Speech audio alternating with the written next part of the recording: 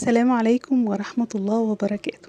أنا متأكدة إنك بعد ما تشوفي الوصفة هتقومي تعمليها على طول، ودي لأنها سهلة جدا جدا جدا، وكمان بعد ما أسعاره علت قوي من غير لازمة والجودة قلت.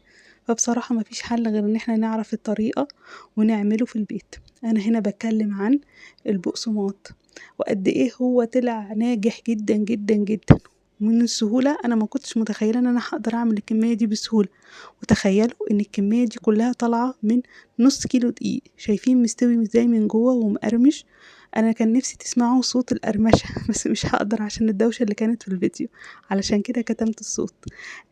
أنا هدخل على طول في التفاصيل ونقول بسم الله الرحمن الرحيم.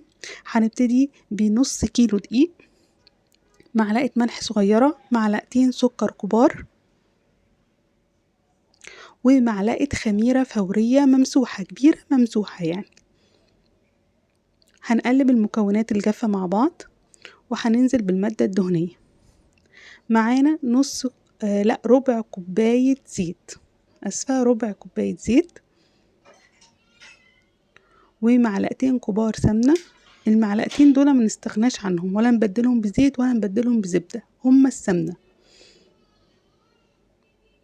هنعمل هنا مرحلة بس الدقيق مع المادة الدهنية لغاية ما نوصل لمرحلة الحبيبات الرمل، يعني اللي هي البس اللي احنا بندخل فيه كل دقيق متغلف بكل المادة الدهنية. الخطوة دي بسيطة بس هتفرق معاكي في هشاشة البقسماط ومش هتطلع العجينة مكتومة. هبتدي اعجن بكوباية مية، حسب نوع الدقيق اللي معاكي ابدأي بكوباية مية وانزلي بالسوائل واحدة واحدة. بعد كده انا زودت شوية، يعني بدأت كنت شوية ازود مثلا معلقتين كبار على معلقتين كبار لغاية لما العجينة تماسكت معايا، وفي نفس الوقت كانت ملزقة شوية، يعني مش يابسة، عجينة ملزقة شوية. هبتدي هي كده لسه مخلصتش، هي محتاجة عجن شوية. لا طبعا في العجان هتعمليها من اولها لاخرها في العجان، لكن انا قلت اننا نعملها بسيطة. دي نص كيلو دقيق نعملهم على ايدينا. هتبتدي تفردي العجين وتلفيه رول، ودي افضل طريقة ان انتي تعملي بيها العجين يعني، ويطلع مظبوط معاكي باذن الله تعالى. اخدميها شوية، يعني حوالي 3 دقايق كده على الرخامة لغاية لما تتكون معاكي عجينة ملساء. وهحطها في الطبق وهغطيها، هسيبها ترتاح شوية لمدة يعني ربع ساعة، مش هسيبها كتير، يعني مش عايزاها تخمر. وطبعا لو الحر زيادة زي اليومين دول فهي بتخمر فعلا بسرعة. يعني تنزلي التخمير وتاخدي منها جزء زي ما انا شايفة في الفيديو كده. الجزء بيكون رفيع، ما تعمليش تخين قوي يعني ولا رفيع قوي عشان ما يتحرقش في الفرن، وفي نفس الوقت عشان ما يبقاش عجين من جوه.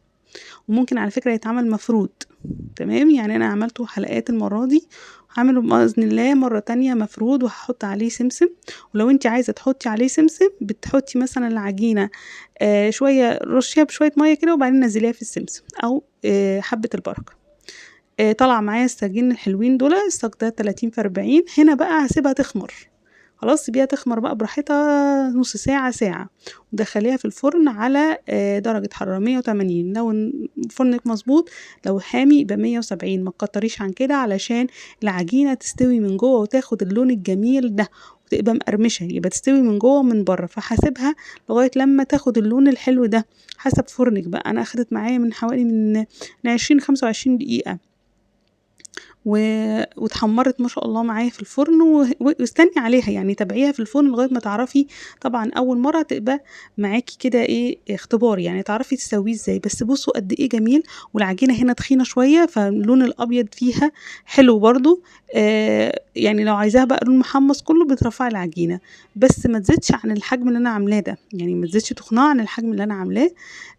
وممكن تكبري بقى الدايره حسب بقى ذوقك في الاكل. بس بصراحه والله العظيم طعمه حلو قوي قوي قوي، فكرني بزمان كده لما كانت الخامات حلوه والطعم حلو كده، وتاخدي واحده تحسي ان هي معموله بخامات نظيفه. كمان مثلا تحسي ان هو معمول بزيت ايه ده يا ربي، الطعم بيبقى غريب جدا لو الخامات وحشه.